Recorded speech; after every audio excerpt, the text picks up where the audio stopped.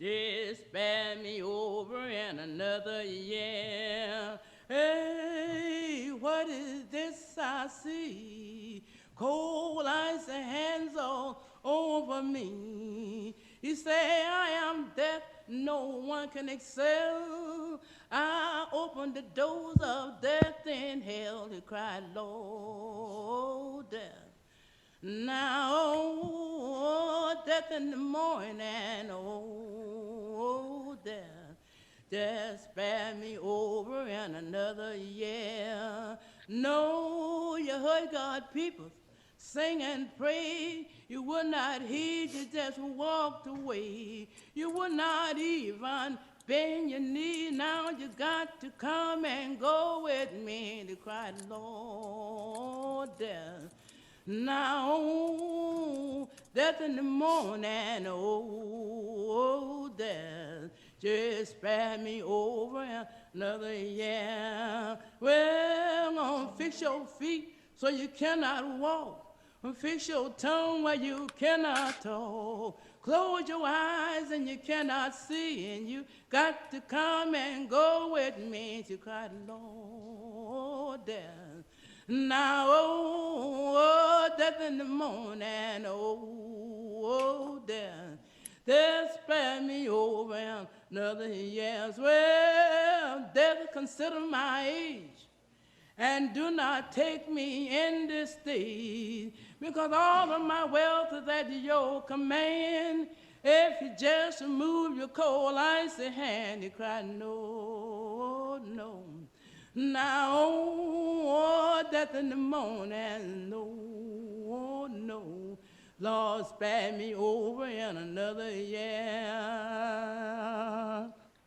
Oh, mother standing by the bed with an aching heart and a hung down head. And the doctor looked around very sad, says the worst stroke case I ever had. He cried, Lord, death. Now, oh, death in the morning, oh, death, death spare me over in another year. He said, Mother, I got feet and I can't walk. I got a tongue, mother, I can't talk. I got eyes and I can't see. Nothing but death got the shackles on me. Now, Lord, death. Now, oh, death in the morning, oh, death. Death spare me over in another year. You want to unplug from here? You want to stay plugged? It's a black museum. Do you want to unplug from here? You want to stay plugged into here? I want to stay plugged in here. Moses, Moses, lay your rod in that Red Sea. Lay your rod, let the children cross Yeah, that's the in idea. that Red Sea. And they're trying to get the same similar Pharaoh's got doors, inclusion in just and so Pharaoh's got doors in that Red American Sea. They shout when the just host got areas. they shout when the host got lost in that Red Sea. Moses, Moses, lay your rod in that Red Sea. Lay your rod, let the children cross in that Red Sea. Old Pharaoh host got lost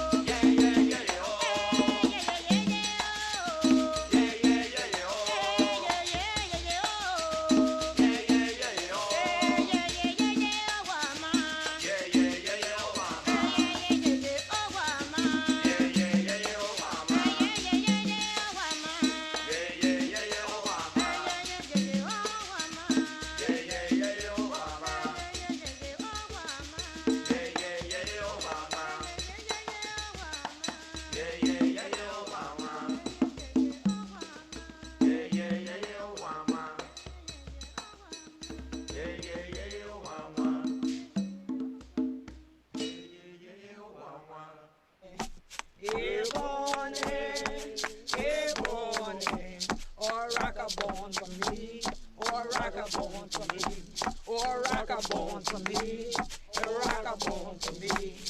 Ebony, ebony, ebony, ebony, a shaker born for me, or shaker born for me, or shaker born for me, or shaker born for me. Ebony, ebony, ebony, ebony, a rubber born for me, or rubber born for me, or rubber born for me, or rubber born for me. Ebony,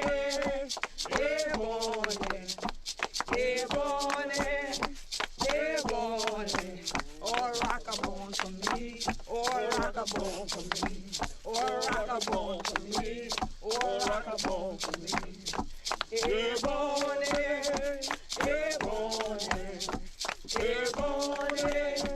ebony. Oh, knock a bone for me. Oh, knock a bone for me.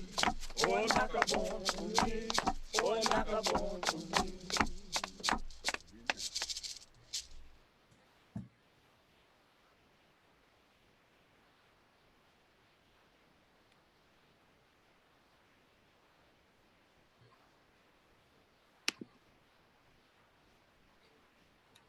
Good afternoon. Welcome and thank you for joining us for this creative conversation. My name is Dale Jennings. I'm a volunteer with the Miami Museum of Contemporary Art of the African Diaspora, where we strive to showcase the most advanced artists of the global African diaspora. Through our creative conversation series, we seek to facilitate a conversation and create a space where artists and their ideas and process can take center stage. Today, I'm excited to introduce T. Eliott Mansa, who will discuss his latest exhibit titled For Those Gathered in the Wind, which will be on display at LnS Gallery from this December 2nd to February 7th, 2021. A Miami native, T. Eliott Mansa has developed an assemblage practice that incorporates materials from roadside memorials, applying ritual practices from West African, Caribbean, and Southern religious and vernacular sculptural traditions. The result is a body of work that incorporates found materials in a way that subverts the original intent, reimagining them as apotropaic objects. His intention is to trigger the radical imagination of viewers, encouraging them to subvert the status quo and find socio-political agency in their own communities. We have two fantastic people joining Mr. Mansa in conversation this afternoon. Melissa Hunter-Davis is the editorial director and founder of Sugarcane Magazine, which is a Black art and cultural media company that focuses on the visual and performing arts from Africa and the African diaspora. Donnamarie Baptiste is the curator of For Those Gathered in the Wind and also served as the curator of Miami MoCAAD's 2019 pop-up exhibit, Reconstructing Identity, an exploration of identity and diaspora through artistic practice. I would like to thank everyone behind the scenes who is helping to make this event possible. Thanks to Michelle Johnson, Luz Cruz, Corbin Graves, and the team at LnS Gallery. This afternoon's program will feature a conversation between T. Eliott Mansa, Donnamarie Baptiste, and Melissa Hunter-Davis. A virtual tour of the exhibit will follow, as well as a Q&A and closing remarks by Marilyn Hollifield. Please send any questions in the Q&A section of Zoom or through our Facebook Live comment section. Before we begin, please note that everyone is muted upon entry for ease of conversation. Also, this session is being recorded. If you would like to opt out, you're more than welcome to join us on Facebook Live. Thank you all again, and without further ado, Melissa Hunter-Davis.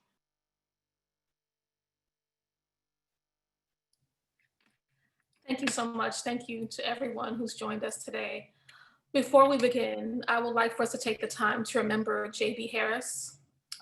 J.B. Harris is the victim of the first recorded lynching of an African-American in Miami. He was murdered on this day in 1920. I would like to take a moment to remember him and to send light to his soul. If you all join me in a moment of silence.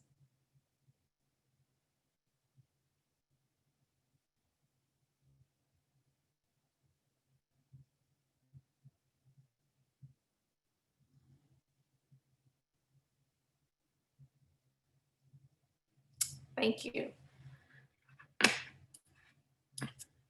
T. Eliott Mansa, good afternoon. Good afternoon. How are you? I'm great. So I'm really excited.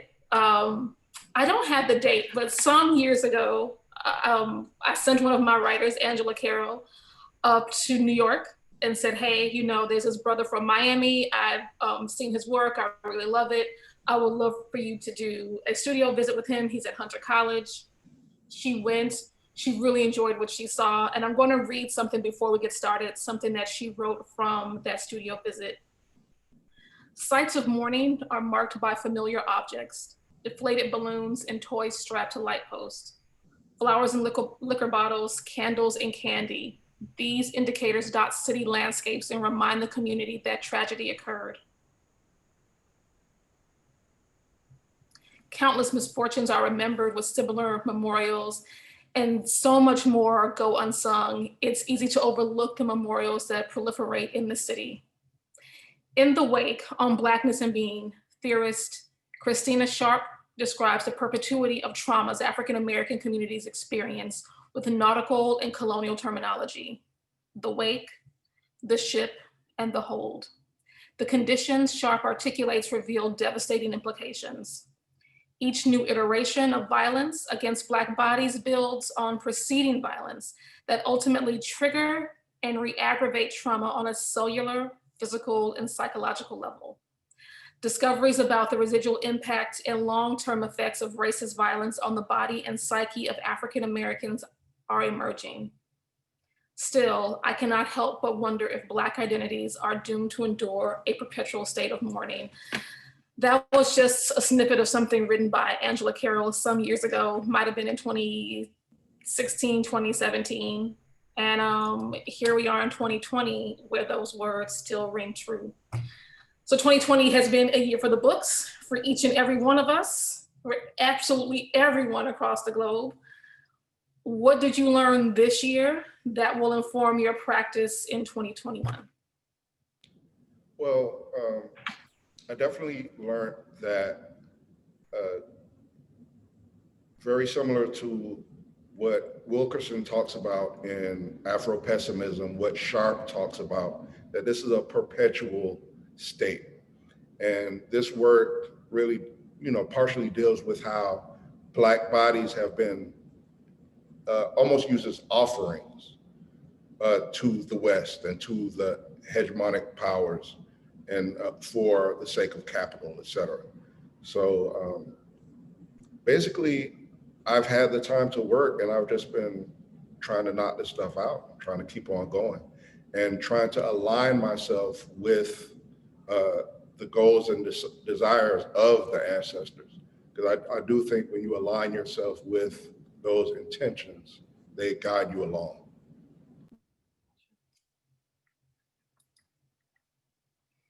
So T, we know you as a painter. For those of us who've known you for a long time, that's what we've seen a lot from you. But you've moved.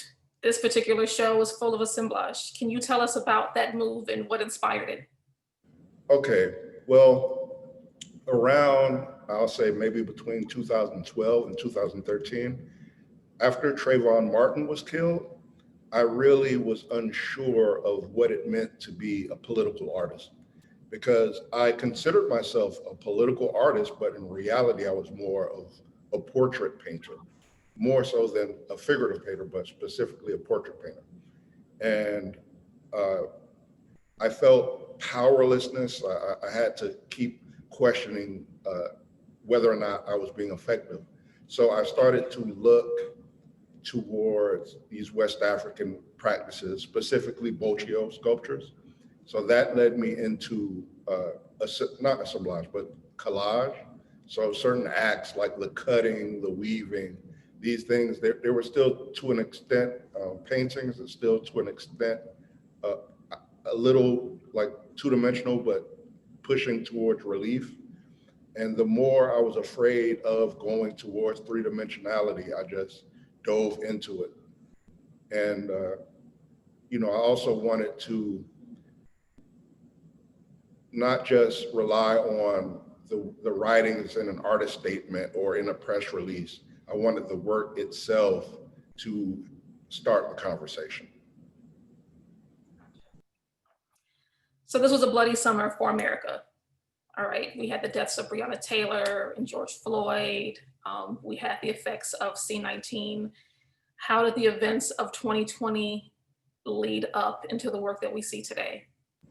Well, I think that it helped to be very specific, because I think when you on the microstructure, if you zoom into a very specificity, it's easier to go to the universal after that. And I also felt like the work was very timely, because there's a point where when things aren't in the news cycle, they tend to disappear from people's memory. So this wasn't just work that looked back towards 5 years ago or 6 years ago. This is work that is very relevant to the times that we're in. And I just hope that it can reach as many people as possible. So you mentioned traveling. You traveled to Benin some time ago, and that trip was very important to you. Yeah. Tell us about that trip, and what do we see from that trip that is now in the work that we're looking at? Well, I went to Cotonou. I went to Benin in early 2018, and I was able to study and look at the Boccio sculptures that I'd been studying in books and through a kind of Western art history lens. And seeing it in person, I realized that when we go to a museum and see African sculptures, it's cut in maybe 20% of its intentional value, because it's only one out of the 5 senses, right? So seeing all these rituals and seeing the works in the context that they were meant to be during the Vodun festival, it really gave me a better outlook. And I also realized that there are various cities and various places in the diaspora where the spiritual systems survived in their entirety. You can see the same exact things in Havana, in Miami, in New Orleans, in Ouida, you know. So it made me realize that the myth of Black people being like a empty slate and that our history was completely wiped out, that's BS, you know. And I think we need to link to a larger Pan-African sensibility, because I might call my Africa Overtown or Carol City. You may call your Africa Trinidad, but we're still African people throughout the diaspora. So I really, you know, appreciated seeing that. And I also traveled to Havana prior to that trip a couple of years earlier. So it was definitely intriguing seeing all of these cities that are under the umbrella of the Vodun and Yoruba cosmology. So you just mentioned your Africa, and one of the things that I love to do with artists is, before I even talk about their work, I like to talk about them. By the time they finish telling me their story, their work to me is already explained. So tell me about your Africa. Tell me about your early years and how it manifested into you becoming a visual artist. Well, I think my Africa is that in hip hop, we pour out a little liquor, and that's pouring libations. There are all these different Africanisms that are in the diaspora day-to-day lives. And also I've had 2 of my best friends that were killed in gun violence. All these different, I lost my family.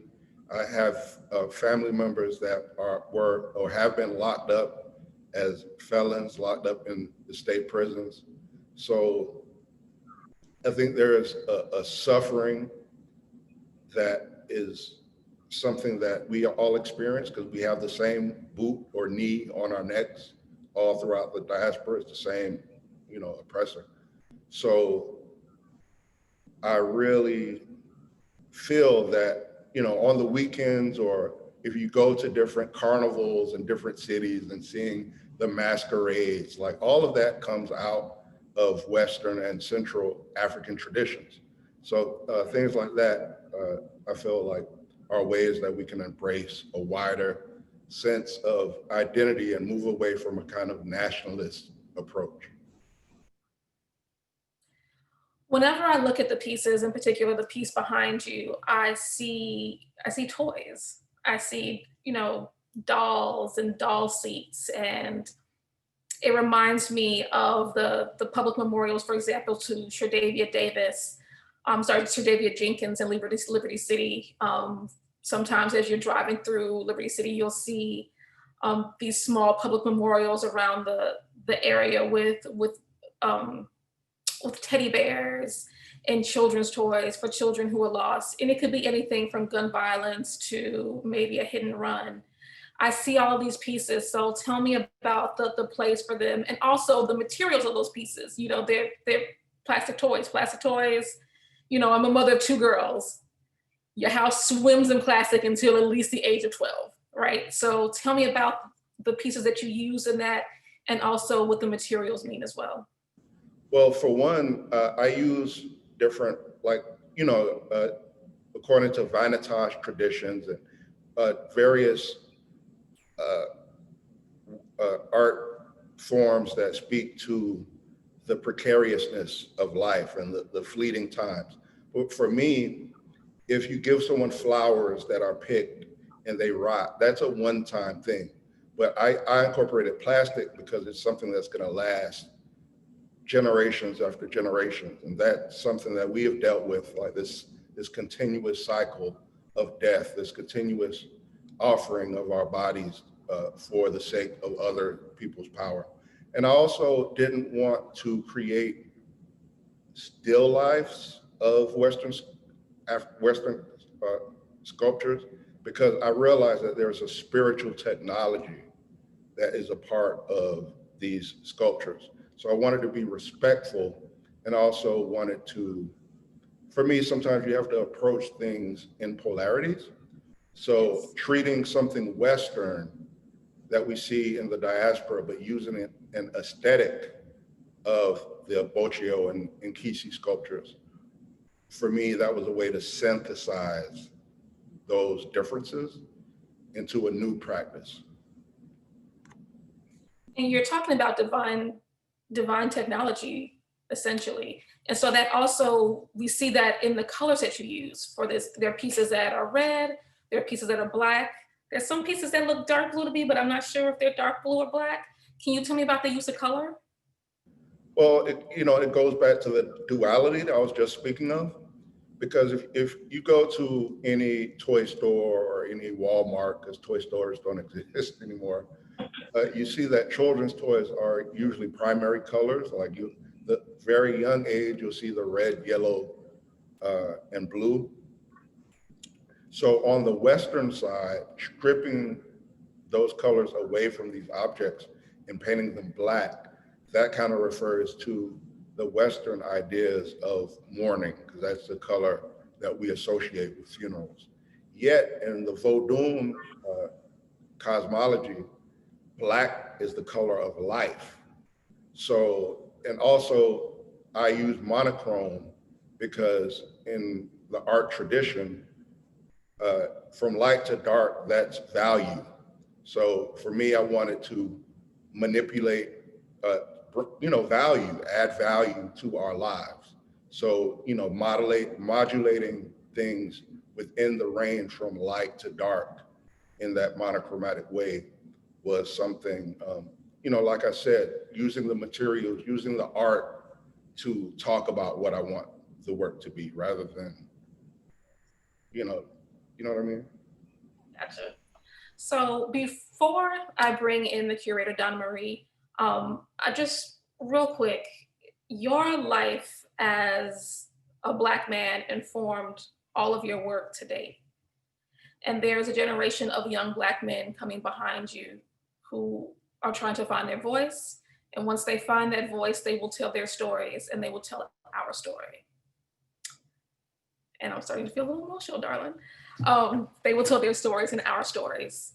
What is your advice to them as they move forward? My advice to them is to prioritize Black liberation. We tend to think of, our politicians as the only people who have power, but we, the people, have the power. So take your time and put your efforts, put all of your spiritual energy and all of your efforts into honoring your ancestors, into empowering yourselves, into figuring all this out. Shut out some of the media, shut out the self-destructive mentalities and the cultural things that come out of that destruction that we have in our communities, And also read, man, you know, dive into rigor, like push yourself to the limits and realize how strong we truly are. And I also want to say, before I move on, I want to say that even though I'm a Black man, African people, all Black lives are dealing with the same shit. So that speaks for trans people, children, women, as well as Black men. And it's not just something that, because, you know, I don't want to end up holding up patriarchy and trying to tear down another power structure. Gotcha. So I want to bring Donnamarie in for this conversation about color. We're kind of going to bounce back to this. We had a great conversation about the color blue and hate blue. So if you can tell me a little bit more about the use of colors for the walls, because typically when you see an exhibit, you just have that same basic white wall, but that's not what you guys did for this show. I saw this beautiful, beautiful light blue, kind of a light sky blue. And I love the importance of this. So if we can bring Donnamarie in, because she told a great story about her personal life with this color as well. If you can tell us about not just the work in the show, but also the way you mounted the show and you have the show seen for others to enjoy. Sure. Well, first of all, it is a stunning show. And it comes from such a place of passion, as you could tell by listening to T speak. So my job as a curator was really to contextualize this work that he so deeply and so rigorously has worked through and thought through. And I started actually with reading his MFA thesis, which really set the tone for the essay that I wrote and set the tone for the way that the exhibition is hung. So the Hate Blue is really interesting because T. Eliott and I often go back and forth around what we're reading or what we've read lately or what we've, you know, that kind of thing. So I happened to come across an article that I read, and I don't remember where, but I did send it to T, around the color Hate Blue, because we've been talking a lot about the traditions of African people, of the African diaspora, particularly West Central Africa, and how we've maintained those traditions through the Middle Passage to the US. And particularly we focused on the South because he's from the South, he's from Miami. I was born in the Caribbean, but I lived a great deal of my life in the South. And when I was young, one of the houses that I grew up in was blue, was this light blue, and it was a Hate Blue. And I've never really thought about it until I started revisiting Hate Blue, why that color has always been, this color has always been so important to me. I just loved it so much because I was so happy in that home. But so I found this article on Hate Blue, I sent it to T, and we agreed that I said, we have to have blue in the space. And I did pull up, as you go through the exhibition, you'll see, I did give some context to some different sections, because for those of us that may not be from the South or even of the Black diaspora, I wanted to make sure that you feel welcome and that you understand what's going on in the show. So this is just a little excerpt about Hate Blue. Indigo dye and the symbolic use of the color blue for protection are deeply rooted in West African spiritual traditions. Hate is an old Southern word for a ghost or evil spirit from the Carolina coastal region. Enslaved Africans on the low country plantations of South Carolina believed blue would protect them and their descendants, the Gullah Geechee, from haints and boo hags. Now, boo hags are dangerous evil spirits that bring harm by slipping into your home while you're sleeping. The color blue was said to trick haints into believing that they've stumbled into water, which they cannot cross, or the sky, which will lead them farther away from their intended victims. So the color blue is used as protection. And the whole exhibition is about Black mourning and about bringing in spiritual practices to protect our communities from further danger. So I said it just makes complete sense for us to use Hate Blue. So we use two different blues on different walls. Hate Blue is now more of a concept than it's actually an actual color, and the color kind of ranges from a light sky blue to a sea green blue. So we went with kind of a bluish, grayish, greenish color on one wall, and then we have kind of a sky blue on a section of the exhibition that we call the porch wall, because throughout South Carolina, throughout the South really, but I want to focus mostly on the Georgia Low Country, Northern Florida Low Country, and South Carolina Low Country. You'll see this color blue on porches, on doors, on window shutters, or even whole houses throughout the South. And the reason why is obviously for protection reasons. And that comes directly from the enslaved of Africa that brought that tradition with them, because blue, the color blue and the history of indigo are deeply rooted in Western Central Africa. I love it. So is this a great time to see the show? Can we now do this tour? Can we work on this wonderful tour? It's totally, I'm game if you guys are. I think we're ready. And I think we can pass this on to you, because I think this tour is now in your hands. Okay. Thank you.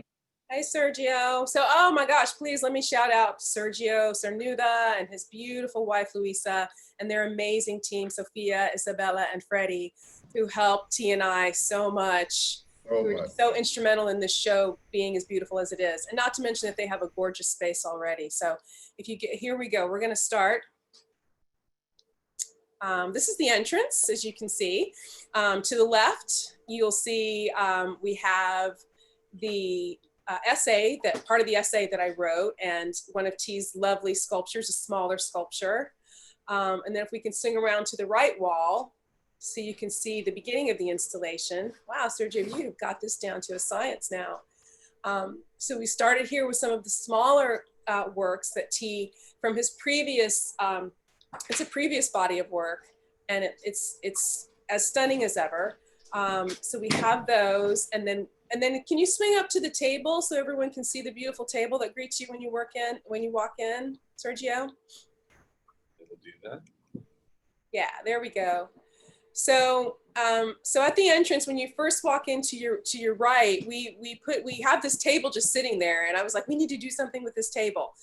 So T and I came up with the idea of, I always think that when people see an assemblage, they don't really understand all of the work and all of the tools and all of the things that go into making that. So I thought, let's show them, a little behind the scenes. So when you look at the table, you can see the fabric that we used in the project room, which we'll see later. You'll see some of the dolls and some of the kind of offerings that we've used, shells, and then some of the reference materials that we've used just over the time, just reading, because we're constantly voraciously reading things about the Black diaspora. So this kind of gives you insight when you first walk in and you see this, you're wondering what that is. Those are some of the things that you're going to see that are part of the assemblage that you will never be able to pick out. But here they are unpainted and in real life. Okay, yeah, so let's mosey through. Let's stop at this first sculpture right here. So this is one of his medium-sized sculptures. Look at that, wow, it's stunning. That is beautiful. What's the name of this one? Okay, Marching and Singing with Yesterday's Coffin on Their Heads. So T, I wanted to ask you about the names of some of these works, because all of the works have such interesting names. And I was looking through, I was rereading your thesis the other day, and there were some really great names. There was like,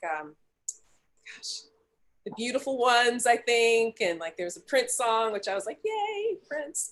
And there was, I can't remember the names. That was the one that stuck out, obviously, but all of the names of the works have such interesting names. And I just wanted to, if you could talk about that a little bit.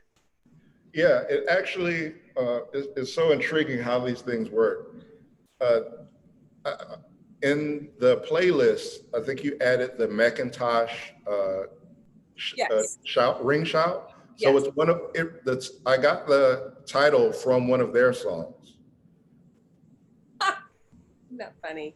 We're always in sync. Yes.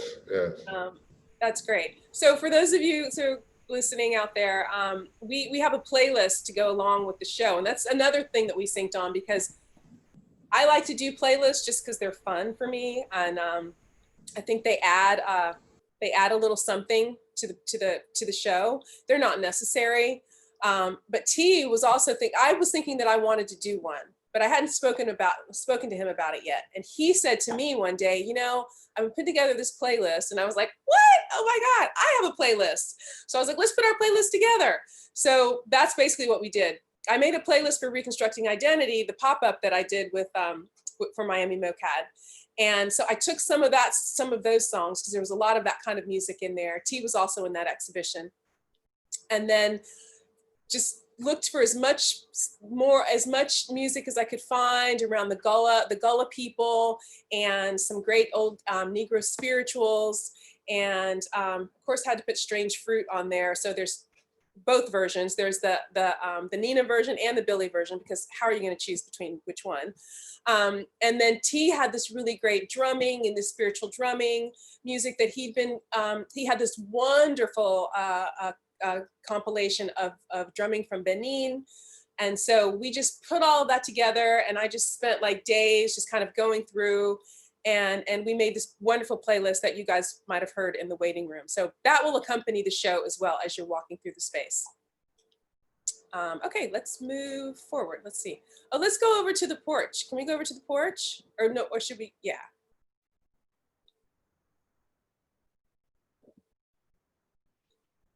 Yeah, there we go. So as you enter deeper into the space, to your right, we call this the porch room, or the porch space. That and there's that beautiful sky blue paint blue. That's one of my favorite colors in the world. And the pieces are kind of speaking to each other in this space, in this area of protection. So we kind of thought about recreating that Southern Gullah porch, and had the pieces speaking to each other and protecting the space. And let's zoom in on the round piece really quickly so people can see that. Isn't that, oh, it's so beautiful. So I really thought that this piece needed to be in the center of the space. Victory of John Henry, what a great name. Because it is one of the few large pieces, it's the only large piece in this show that is round, but it's one of the few large pieces that doesn't have large offerings on it. So it's much more kind of a subdued offering that I think is just really stunning. And it's also one of the few Black, I think it might be the only Black assemblage piece that has any color to it left. So T made the creative choice to leave this piece with a little bit of color. And why was that, T? This piece was from a little bit earlier. So I ended up cannibalizing different older pieces to add this. And I think, when we were installing the work, we talked about how choosing to be purely Black caused a lot of problems.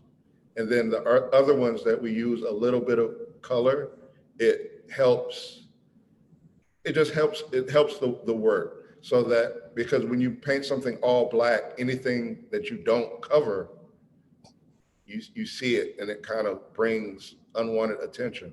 But if you use the other colors and drip it on it, or just you have it pop up, it helps to unify it in a way, and it doesn't draw the attention to spots that didn't get colored, right? Got it. Great. Okay, let's move slowly through so people can see how beautiful it is. And just a quick little backstory that I told the team yesterday, but this area is so special because I couldn't decide about, this is one of my favorite colors, but I couldn't decide between, where the blue should go. So we decided that we wanted to kind of recreate this Southern porch, as I said earlier. And so Sergio, who's the owner of the gallery, thought, it would be really great to do this a border, like a porch border at the top. And yeah, isn't it? It's beautiful. So we were like, so we grab a selection. We get a selection. Freddie gets us a selection of different borders, and we're looking at the different borders. And I'm just like salivating because I'm so excited because it's just I just know how gorgeous it's going to look. Because I saw this in my mind, but I didn't know that I saw this in my mind, you know. So when we actually had the borders there, it was just so exciting for us. So anyway, this is kind of the finished product. Can we just zoom in really quickly on this piece so I can show the difference? So between the John Henry piece and this piece, let's see, Marching and Singing with Yesterday's Coffin on Their Heads. What a great name.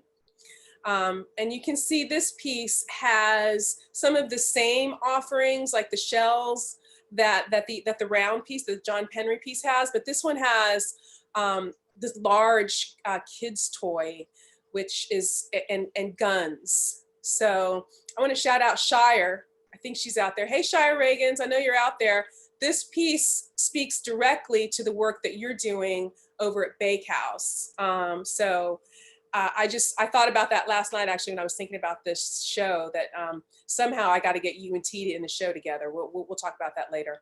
But this piece is kind of a very symbolic piece, kind of a now piece with the guns and this offering for this child that has died in some way that we don't know. So keep that in mind as you're looking at the works. Like, all of these works include offerings to the spirits. Wow, look at that view. I never get tired of looking at it. Oh. Wow. Ooh. Yeah, let's zoom in on this one a little bit. Wow. T, can you tell us a little bit about this work? Yeah. What is that big piece in the middle there? It's the walker. Right. Okay. Mm-hmm. Yeah, so I mean, I have different formal investigations that I have in the studio, because there was a point where I made, you'll see in a minute, these larger pieces. So I wanted to reverse some of the hierarchies, and also wanted to create a diverse range of pieces, because I did a lot of, like, this is half the size of the ones you're going to see in a bit. And I found that it really held the space, because the orientation kind of shifts a little bit. But, I wanted to break the horizontal rectilinear shape of the substrate. And I also wanted to play with the three-dimensionality in a very strong way. So because it's a smaller piece, the objects appear to be a lot bigger, and it appears to come out towards you a lot more. Yeah, I agree. All right, I'm gonna say hi to a couple people that I see shouting us out. Let me see. Hi, Lonnie Johnson. Hey, Jennifer Prince. Who else do we see there? Okay. Hi, guys. Just want to say hi to everybody. Okay, let's go over to the other paint blue wall. Well, we can kind of see that whole section there is really beautiful. And then I don't know if we can get that corner in the back corner there, Sergio, the piece that we had to hang last, because it's, not that one, the other side, yeah, because it's kind of in the corner. Yeah, there we go. This piece is really interesting. It's got a lot going on. What's the name of this one? I don't remember the names of all of these. Elegies Clustered in the Waves of the Wake. Beautiful. And that specifically speaks towards the quote that Melissa read in the beginning, talking about the wake, and that we're metaphorically following the waves of the ships in the Middle Passage, that we're still living through these repercussions of these waves of sacrifice, So I also, this is another one where it's hard to see in a photograph, but the children's rocker, the rocking chair, it really comes towards the viewer in a special way. So, you know, that was something that I wanted to play with. And also I wanted to play with the patina, which is the texture, because being that they're monochromatic, you can play with how the surface looks and play with the different kind of varnishes and different kind of ways that light reflects or seems to. Some of them with the black gesso, it gets very matte. So putting that next to the satin finish of the flowers. Wow, that's so beautiful. I never get tired of looking at these. Okay, so let's look at the, just kind of give a, yeah, just kind of a broad view of the works. So this is the other haint blue wall that we were talking about, and this is kind of a bluish gray, I'd say more of a grayish blue. Again, like we discussed, you know, haint blue is more of a concept than an actual color, so you have a lot of leeway. And I just wanted to show the differences and show that fact that it's not a specific thing, it's more of a concept. And again, you know, the haint blue and the offerings together in this space not only offer symbolic gestures of mourning, but also offer protection. And the black ceiling is just an added plus. That was already there, so we didn't do that. That's already in the space, and it looks fantastic. So we do have a couple of the smaller works over here. Yeah, isn't that, wow, what a beauty, it's beautiful. Just really quickly, I just wanted everyone to see some of those you might remember from Reconstructing Identity, T and I. And I really love how placing that blue, that curatorial choice, how it plays with the negative and positive space. So how it it's inverted between Absolutely. the wall on the left. Yeah. Yeah, absolutely. Thank you for pointing that out.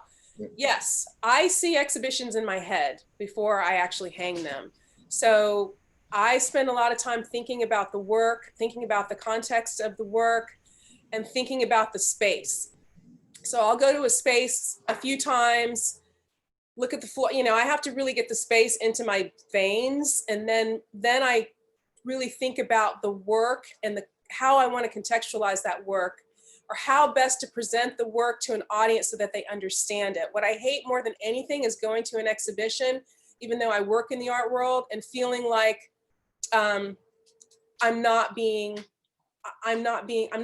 anything, I'm not seeing anything. A lot of times curators make choices, which I respect, to just allow the audience's thoughts and ideas and allow them to form their own opinions. And I think that choice is warranted in certain situations. But in this particular situation, this is a very specific concept, as you heard T discuss. And we wanted to stay very true to this show. It's not about anything else. It's about this. And so we wanted to make sure that everyone understands that. And so this is the pièce de la résistance. We love this. This is our project room.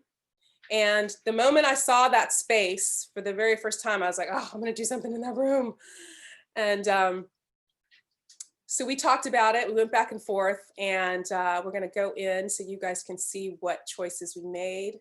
Look how nice the gallery looks. Okay, so here we go. So we enter from the two sides, there's two side entrances, and here we are in the space. Isn't it beautiful? Wow. Never get tired of looking at it. So for the walls, we talked about what we wanted to do and what we wanted to say in this space. And T really felt like he wanted this to feel like a spiritual space, to feel like a safe place of mourning, to feel like a place of protection. And so we started riffing and going back and forth about obit, like when I was a kid, that, you know, they were obia, little obia shops, and they're Santeria shops in Cuba, in Spanish speaking countries. And it's, you know, it's voodoo, you know, voodoo shops or voodoo in Haiti or in Benin. So I was like, let's recreate that, but on another level. So I originally was thinking about painting the walls, or finding some kind of texture to the wall. And T was like, I found this fabric. I saw this fabric and I can't get it out of my mind. And I want to do something with this fabric. It's this black shiny fabric. And he's like, I want to do something with it. So anyway, we talked about, went back and forth. We decided let's see what it looks like on the wall. And this is what it looks like. It's phenomenal. We put it on the wall. Freddie put it on the wall. And we were just dumbstruck. It's stunning. And so we thought what a great way for us to talk about light, which is very much an important part of this show and a part of spirituality, West African spirituality, and to showcase the work in a way, because it's all monochrome. How are we going to make that work jump off the wall, jump off of a black wall? Well, you use a shiny fabric. So this piece is called, what's this piece called? So this is part of the series. And we have, so there's two. Okay, got it. Wow, that's beautiful. So this piece, T, just tell us really quickly a little bit about this piece, because what I find so interesting about this one, and the reason why I chose to put it here, is because it's this kind of perfect mix of child offerings, or should I say toys, and the perpetual flowers. So I was just wondering what creative choice did you make when you were making this sculpture? Because there's just something kind of special about it. And also it gives kind of a 3D, when you see it in person, it looks kind of more 3D, because it kind of comes off the wall in a sense, and the fabric adds to that. Yeah, well, what happens with a lot of these pieces is that, it's like, how many ways can you make a sweet potato, right? So it's the same ingredients, but you can make a pie, you can make candy yams, you can make like all these different ways. So a lot of these elements are repeated, and I find new ways to kind of combine them.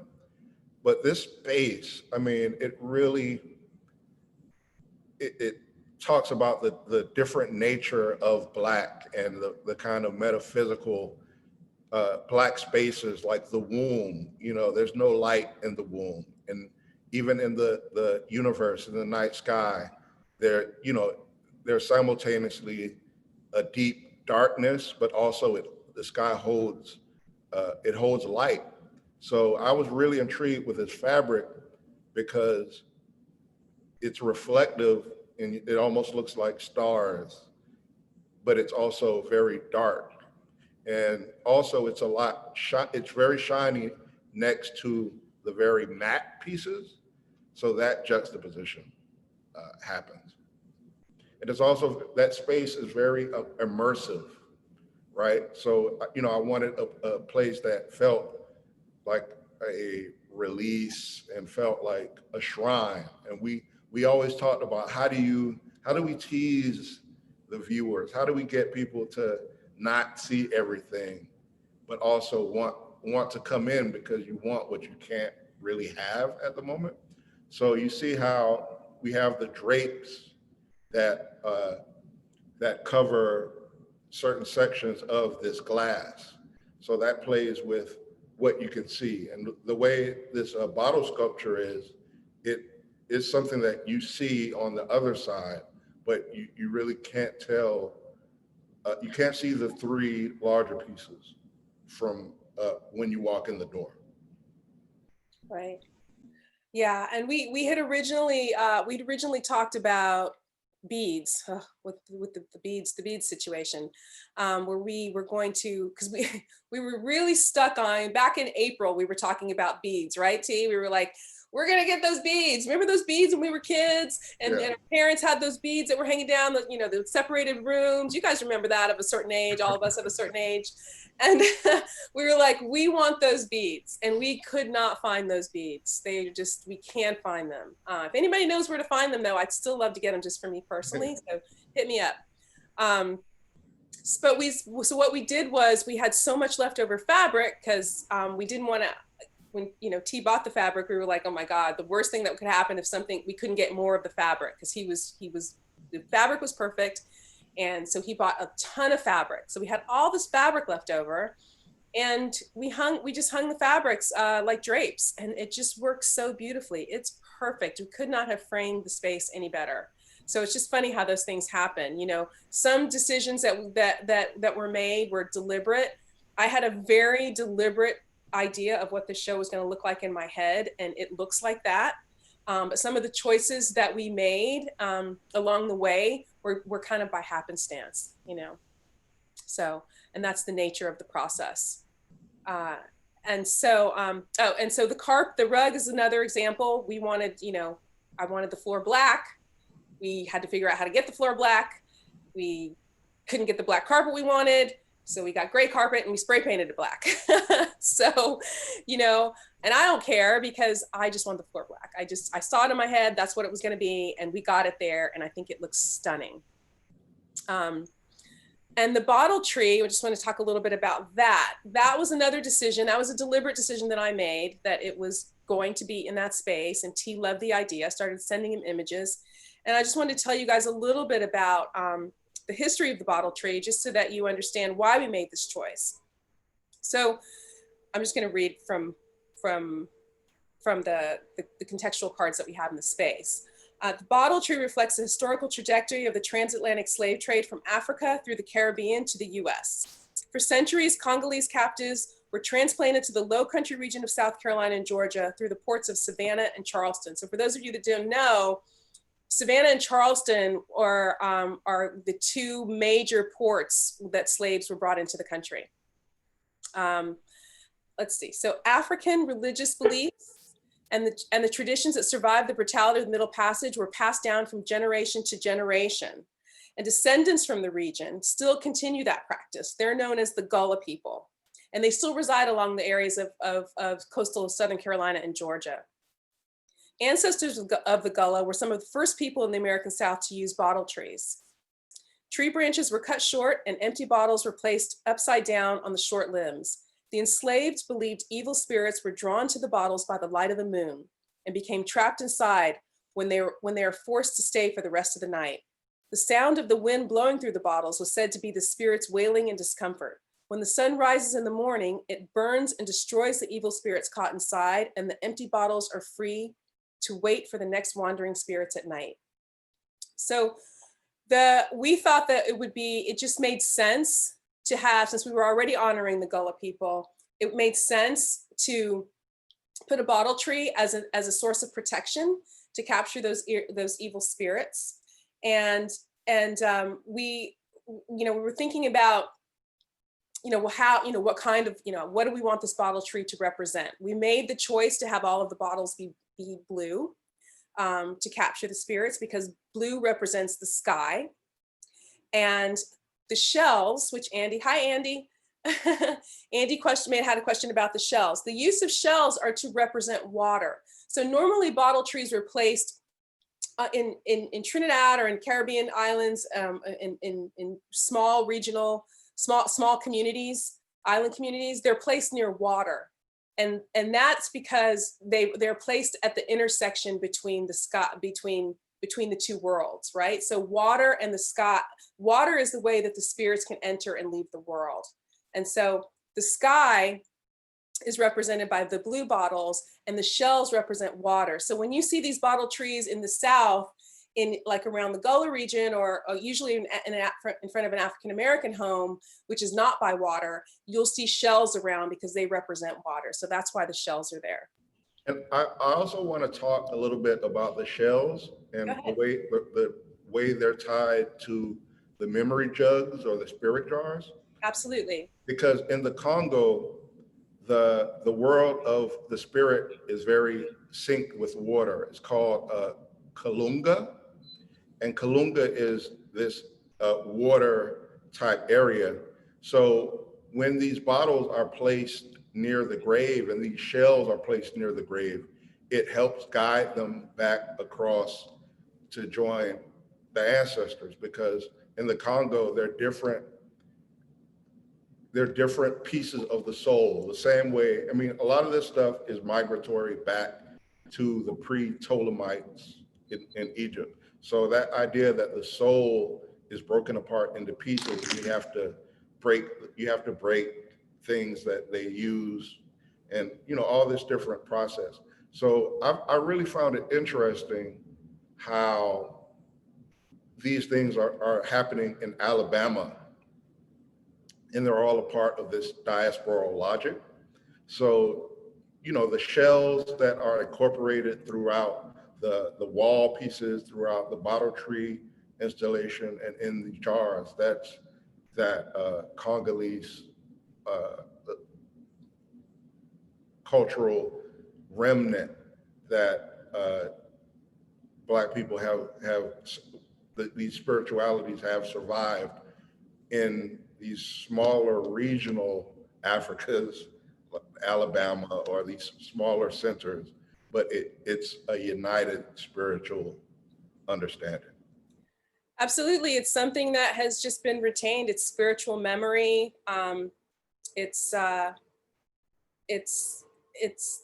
Yeah, I think it's something that it's the ancestors place within us, and it just travels with us from generation to generation.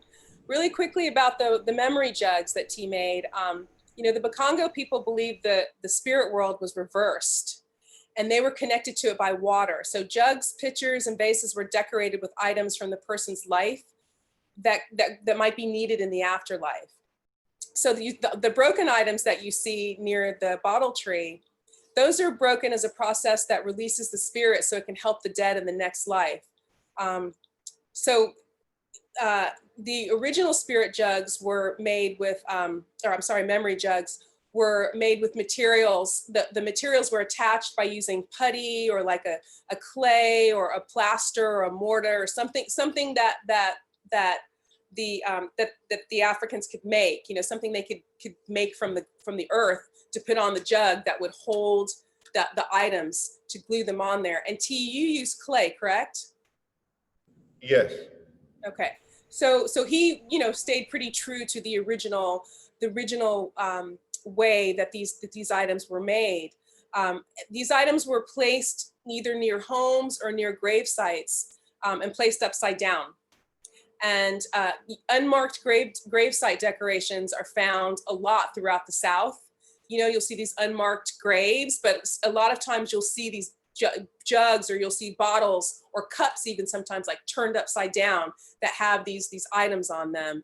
And until I really started diving into this project with T, I didn't know that, because I've seen those before in the South, and I never knew what they were. I knew there was something spiritual, but I didn't know what.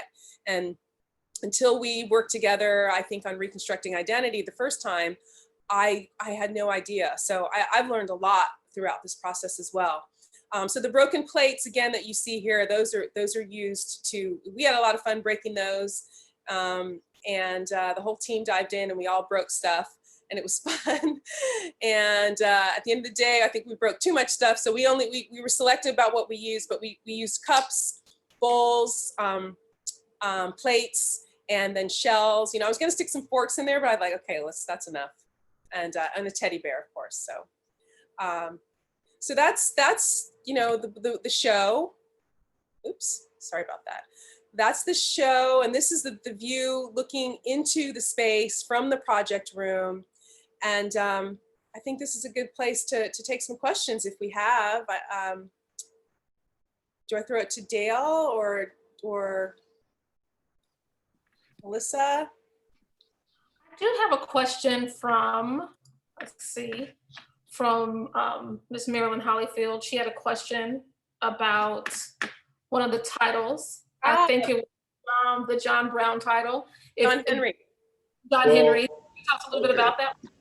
Okay, so there's, I don't know if it's because I'm such a nerd, but there's something that August Wilson said. He says, I want my work to be fat with meaning, so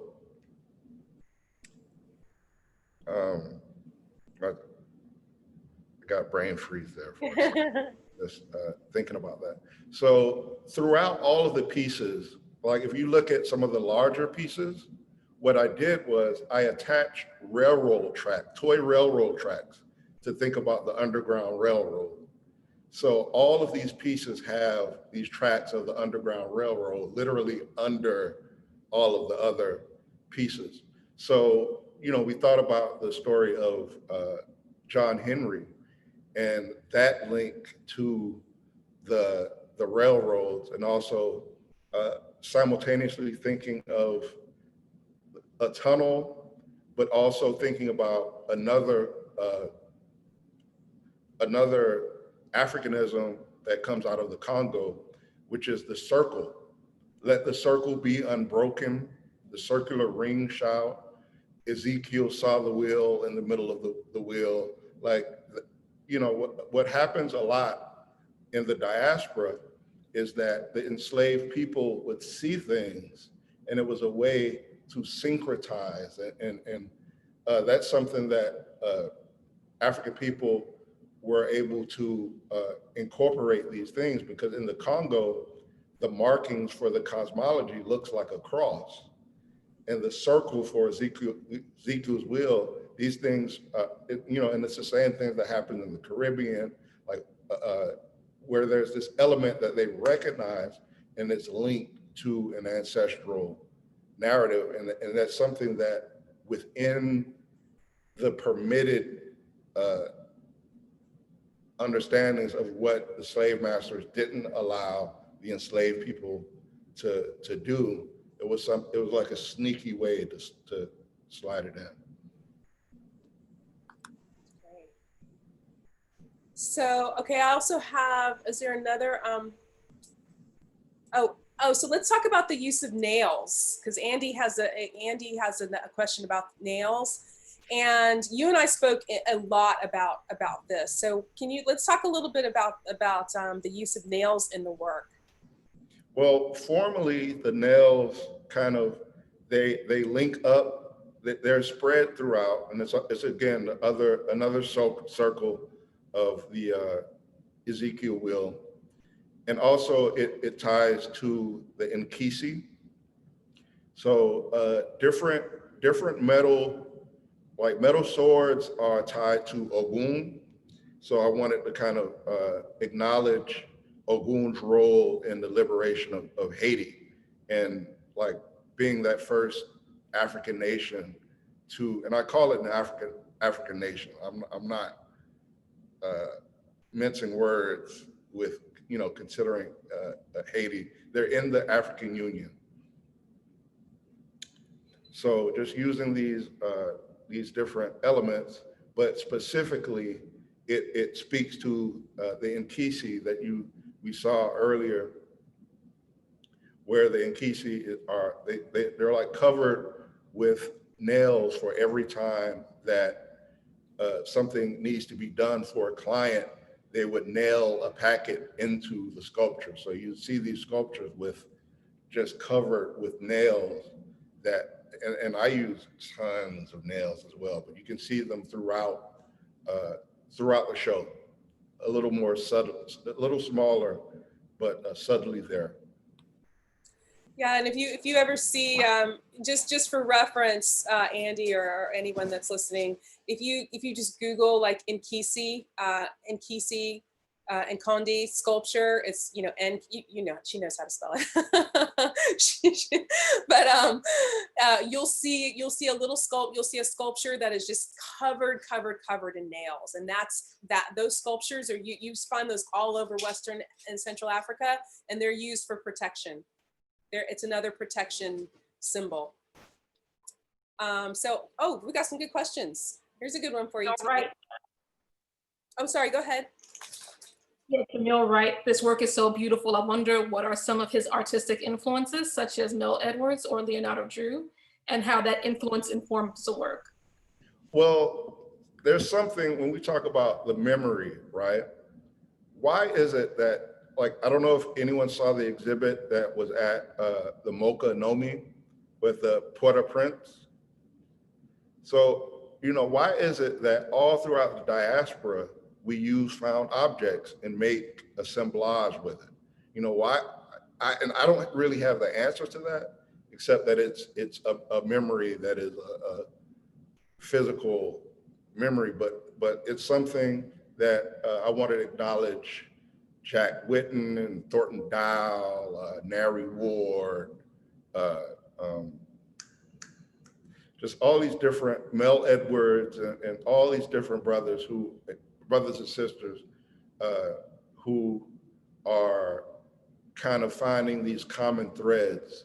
And I really have to acknowledge them. And also have to acknowledge Nary Ward, who was my mentor and professor at Hunter. And man, like, I think I'm a masochist because I just wanted to stay another year to be like, yeah, I want to find a sculpture that you approve of, right? Because I was coming out of a painting space, and we talked about reversing the hierarchies. So if there's something that I do too much and it gets boring, I think about what's the thing I'm not doing? What's the opposite of this? So I was so afraid, because you know how there's the architect and the engineer? So I'm way more on the design side, the structural, how to make stuff not fall apart. Like I'm still like a 2D person at heart. So that was something that came up with the found objects, because before I went to wall pieces, I worked on standalone sculptures. So a lot of the walkers and the things that hold children, I was able to hold the materials and use the standalone objects almost like a substrate or like a stretcher that you would wrap the canvas in, something to hold it together. Because, there was one point where I tried to make this standalone sculpture for the show, but with machetes, and it kept falling over. And I'm like, all right, there's no insurance that would dare let this piece stand alone where people are gonna knock it over and things like that. I have another question that has come in that kind of builds on your last comment, T. How do you see your work evolving, and what medium would you like to explore next now that you've done assemblage and painting? Listen, been doing art for 40 years. So all of this stuff is mine. Everything I do, I'm not, I think there used to be, like, if you look at Greenberg and medium specificity, there are a lot of these ideologies that they're strict movements, and that's not me. So all the painting, the drawings, because one thing I want to go back to standalone sculptures a little bit, because a lot of this show is wall-based.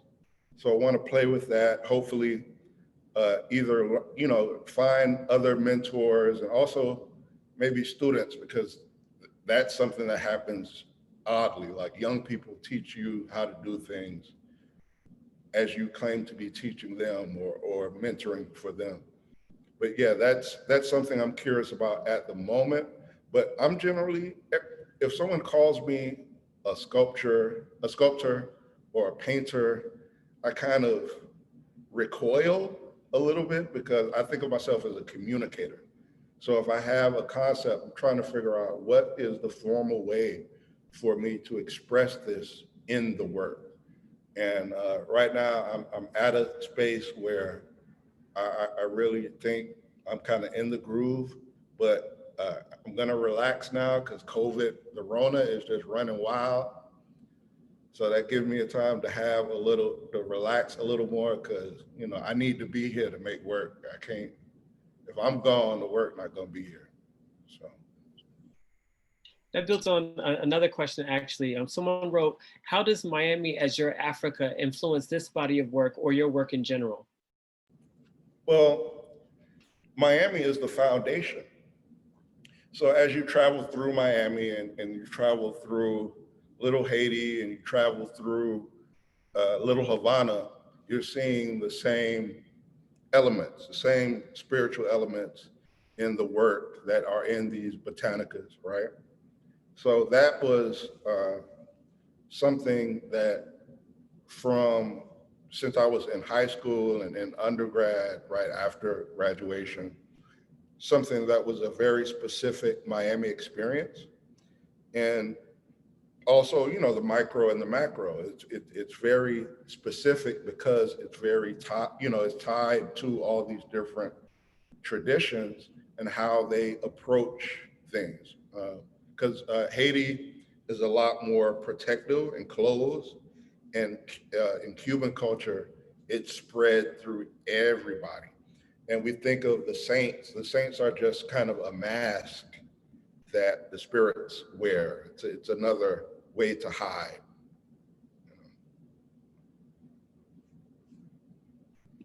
Another question we have is, you've talked about how you're an avid reader and you've mentioned Prince. What are some works of literature, recent works of literature and music that have inspired your work? Marlon James. I also, when you listen to the playlist, hopefully you'll see that if you look at different genres of Black music, they are tied to the spiritual systems that of the performers. So you can't separate reggae from Rastafarianism. You can't separate hip hop from the 5% Nation of Islam. And you can't separate the blues from hoodoo. So in that playlist, I have all of these different blues songs that reference elements of hoodoo culture. So, and also, they need to let me not go into any bookstores because they're just going to take all my money. So I've been looking at, excuse me, looking at Mark Bradford, because I think Mark Bradford is the peak of what collage can do, and collage and painting, finding that way. I also was reading Afro-Pessimism by Wilkerson, and also I think Cast by Sister Wilderson.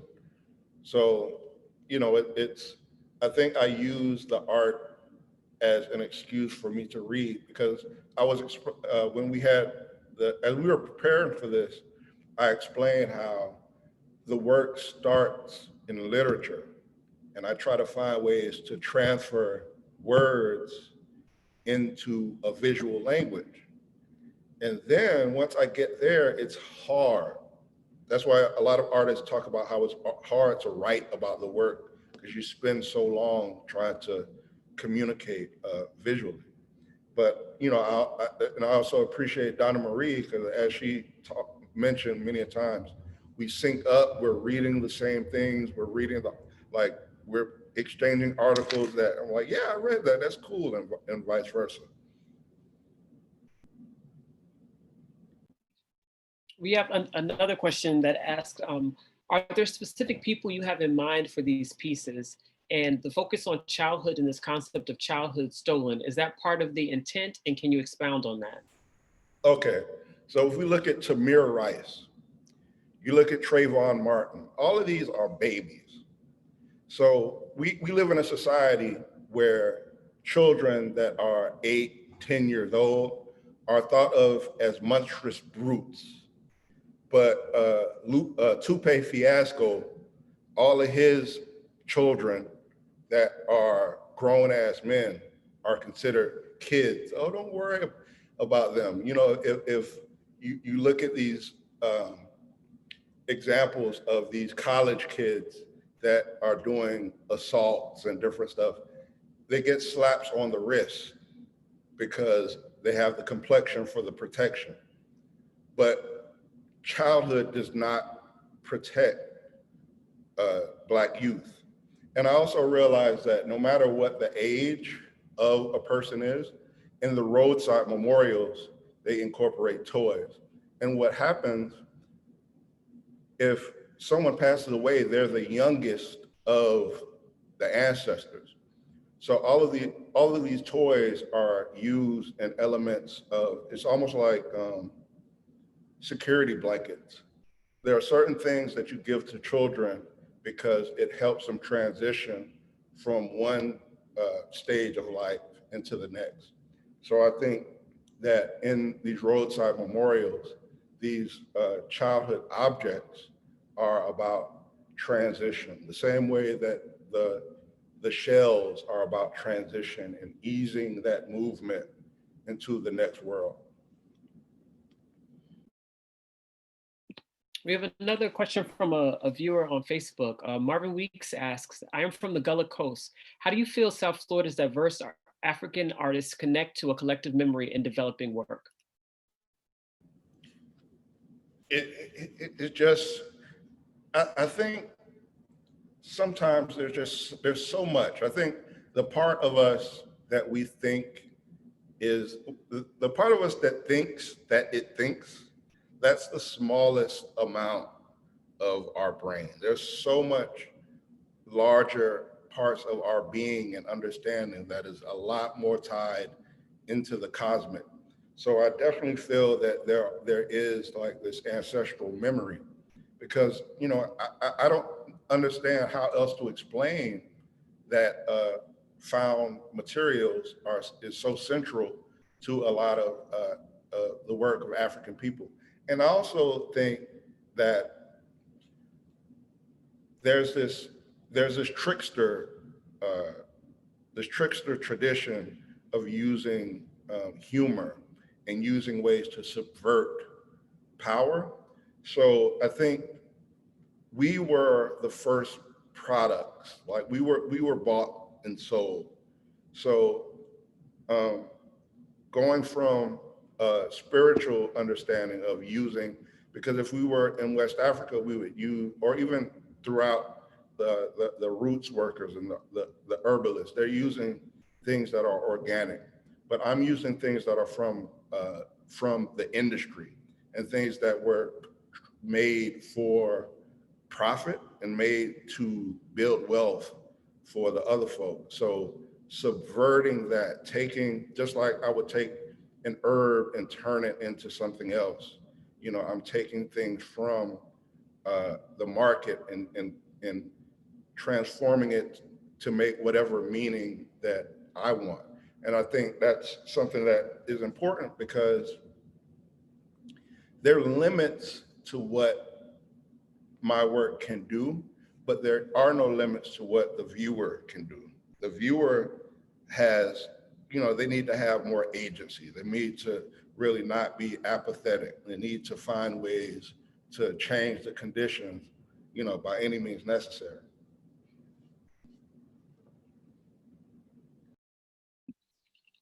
We also have one question from Donnamarie Baptiste. As a curator, what's it like working closely with an artist who you mesh so well with, and how does that add to your work and process? Well, it's a dream. I mean, it's the dream.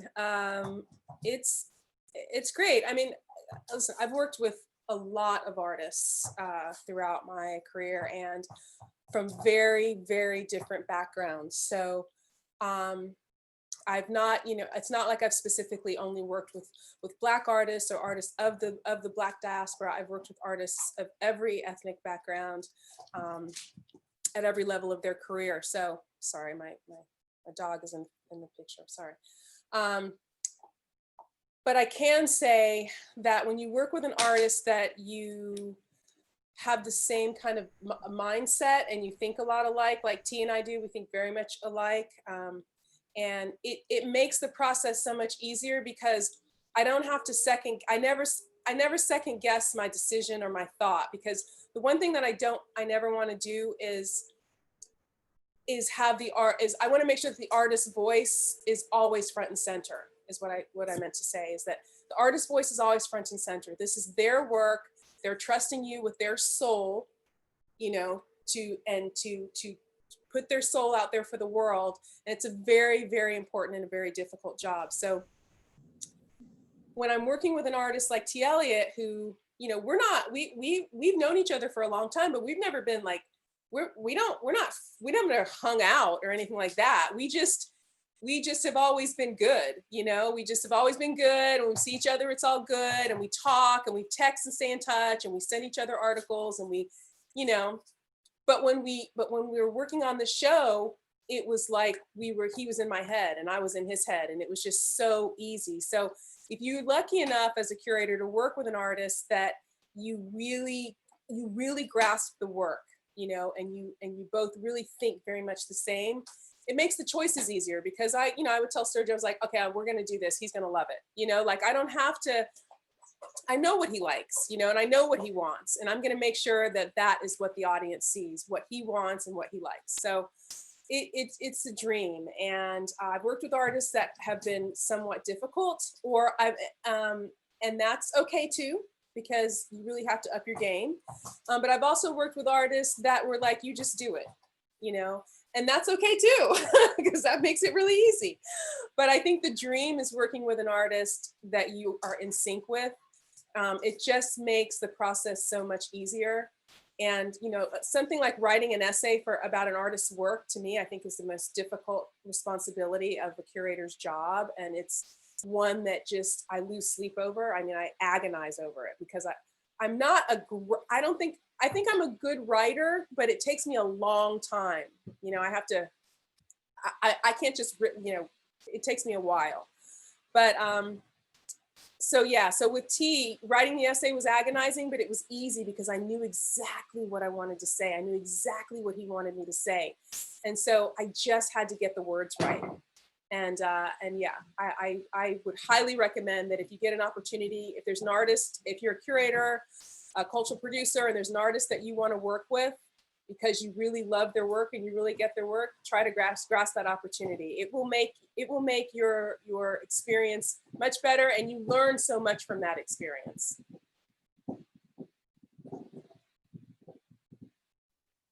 We have one more question from Zoom. This art speaks to so much other than art, ranging from the traditional artists of Central and West Africa to Louise Nevelson and even Grinling Gibbons. I want to know if T is consciously talking to these artists. Do you feel like saying anything to Louise Nevelson, for instance? Well, I believe that, and this is something from it's great. I'm thinking about the essay, "The Death of the Author," and what I do, the works speak to other works. The work speaks.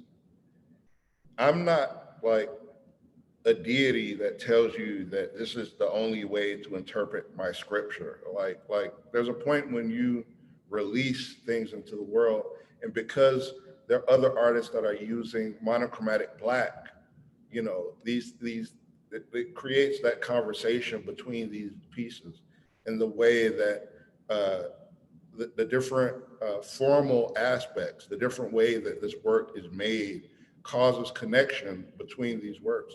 But there's tons of other stuff, you know, the flowers from Vanitas traditions and you know, all these things tied together. And I also think that that's what happens, that it creates space to find new meaning. You know, so I may not be able to have a certain analysis of the work, but you bring that perspective from your understanding of the world, and it allows you to see the work through a new lens, right? And this is something specifically that happens with art historians.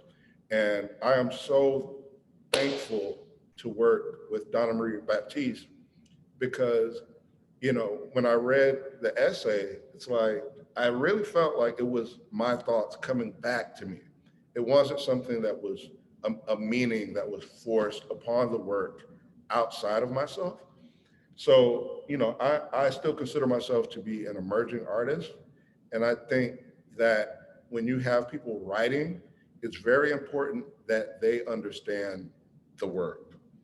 Because if you have someone write about your work and it's off, other people just gonna Google, they gonna Google your name, find something from your past, from the person that didn't understand your work, then cut and copy and paste and move it around.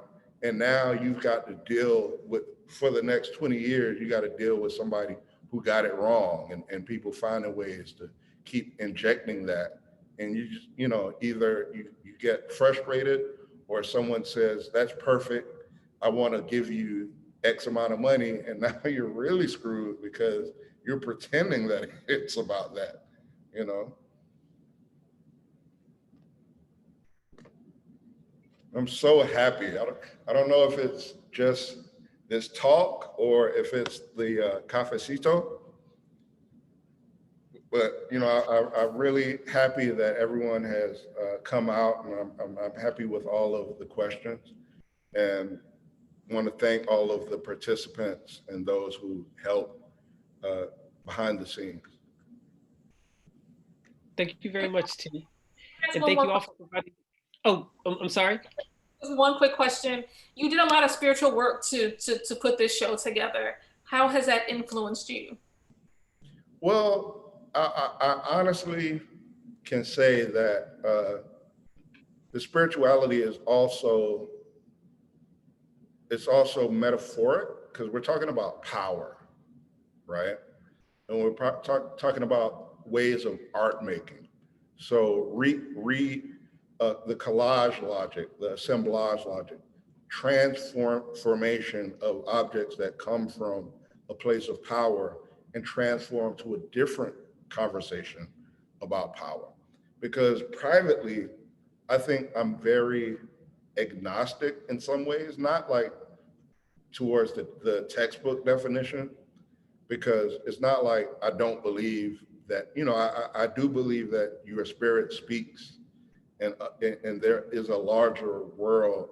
You know, I do believe that. I'm not someone who denies that we can ever know. I think individually, you have these intuitive sixth sense connections.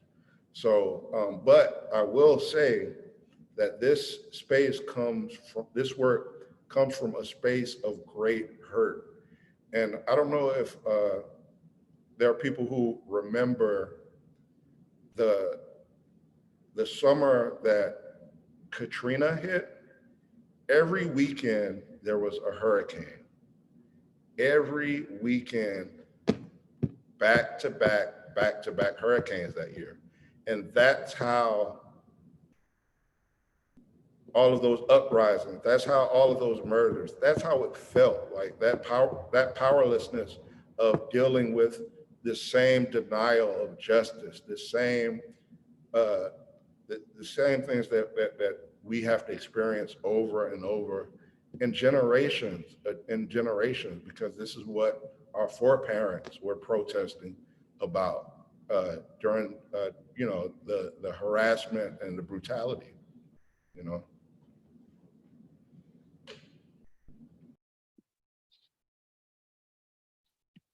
Thank you. Thank you all for providing such wonderful insight, and for providing such beautiful, wonderful insight into this beautiful body of work. Now we have a few closing words from art enthusiasts and the founder of Miami MoCAAD, Marilyn Hollifield.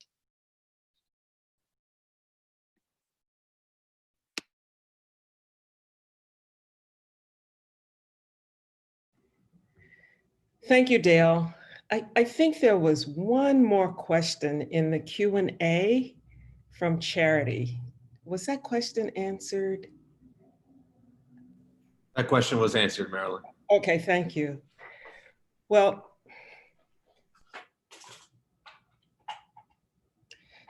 I want to say thank you to everyone who's joined us today.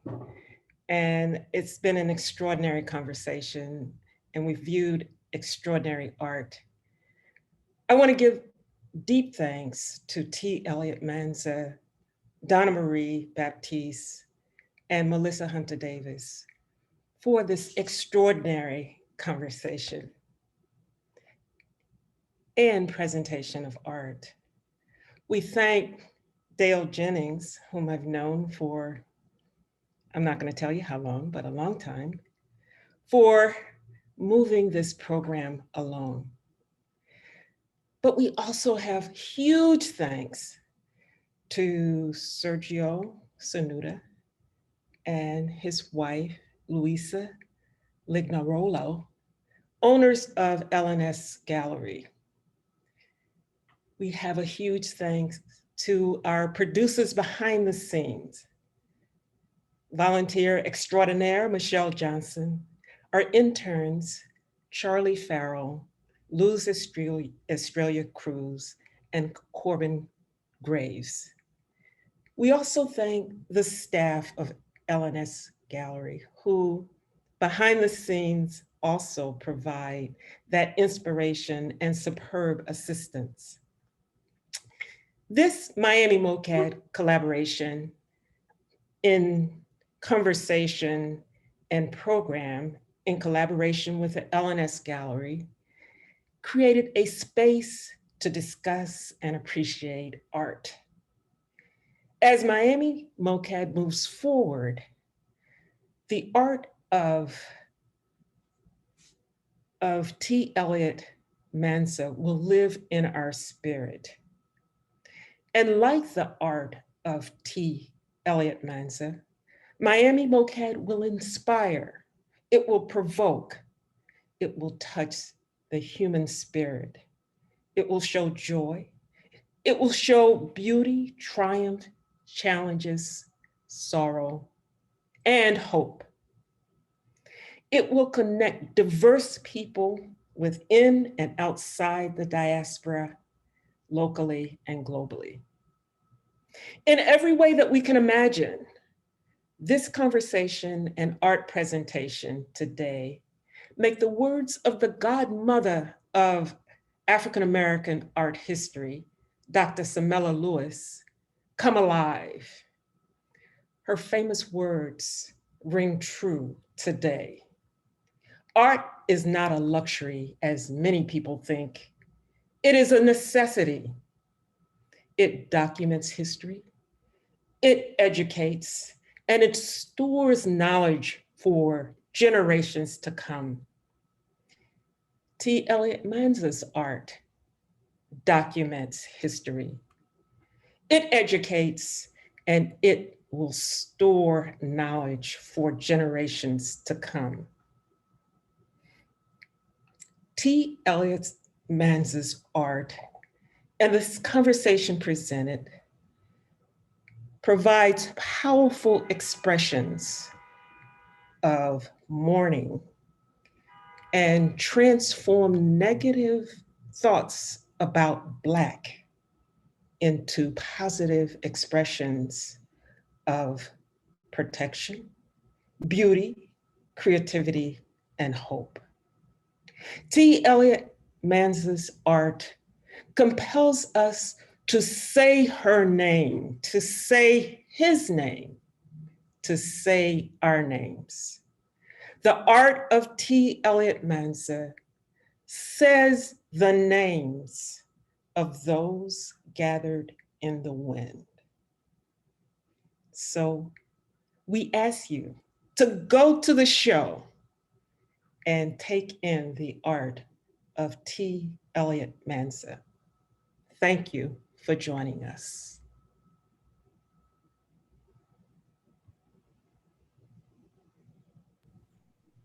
That was amazing, Marilyn. Amazing. The art and the conversation were amazing. And as I may have mentioned earlier, when I saw the art, it was powerful. When I heard the discussion about the art, it was even more powerful. And one of the themes of today is the theme that there's so many names that we don't know. There's so many names that get lost in the wind.